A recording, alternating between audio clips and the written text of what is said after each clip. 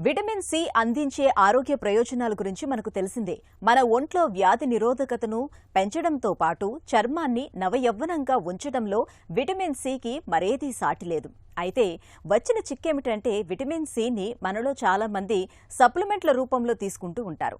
ఇలా మాత్రల రూపంలో తీసుకోవటం కంటే ఆహారం ద్వారా విటమిన్ సి లభించేలా చూసుకోవటం చాలా మంచిదని చెబుతారు నిపుణులు. తగినంత విటమిన్ సి పొందటానికి ఏం తినాలో ఇప్పుడు తెలుసుకుందాం.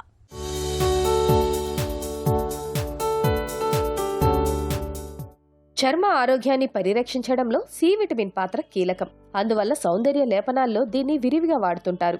అయితే దీన్ని స్కిన్ కేర్ ఉత్పత్తుల ద్వారా పొందడం కన్నా ఆహారం ద్వారా తీసుకుంటే మెరుగైన ఫలితాల్ని పొందొచ్చని చెబుతారు నిపుణులు. ఆహారం ద్వారా విటమిన్ సి తీసుకున్నప్పుడు అది రక్త ప్రవాహంలో కలిసి చర్మంలోని ప్రతి పొరను చేరుతుంది.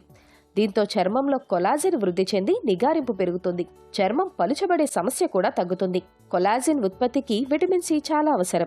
ఇది ప్రాలిల్ హైడ్రాక్సిలేజ్, లైజిల్ హైడ్రాక్సిలేజ్ అనే ఎంజైమ్లను, బలమైన కొలాజిన్ ఆకృతులను ఏర్పరిచేలా వీలు కల్పిస్తుంది. అందువల్లే చర్మ పరిరక్షణ ఉత్పత్తుల్లో దీన్ని జోడిస్తుంటారు. అయితే ఇది నీటిలో సులువుగా కరిగిపోతుంటుంది. చర్మం వెలుపలి పొర ద్వారా అంత సులువుగా లోపలికి చొచ్చుకెళ్లలేదు. చర్మం, రక్తంలోని సి విటమిన్ పరిమాణాలకు మధ్య ప్రత్యక్ష సంబంధం ఉన్నట్లు అనేక అధ్యయనాల్లోనూ తేలింది. సి విటమిన్ పుష్కలంగా ఉన్న ఆహారాన్ని తీసుకోవడం వల్ల రక్తంతో పాటు చర్మంలోనూ ఈ విటమిన్ పరిమాణం పెరుగుతోందని వెల్లడైంది. ఈ నేపథ్యంలో సప్లిమెంట్ల కన్నా విటమిన్ సి పుష్కలంగా లభించే ఆహారాలను తరచుగా తీసుకోవడం మేలు.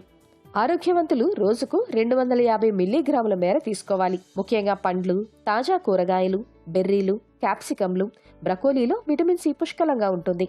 బత్తాయి, నారింజ, జామ, మామిడి, బొప్పాయి, పుచ్చకాయ, కివి వంటి వాటిల్లో బాగా లభిస్తుంది.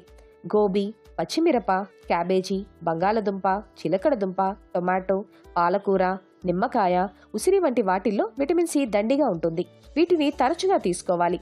కూరగాయలను వండితే, ముఖ్యంగా నీటిలో మరిగిస్తే విటమిన్ సి మోతాదులు తగ్గుతాయి. అందువల్ల ఆవిరి మీద గాని, మైక్రోవేవ్ ఓవెన్లో గాని ఉడికించి తీసుకోవడం మంచిది.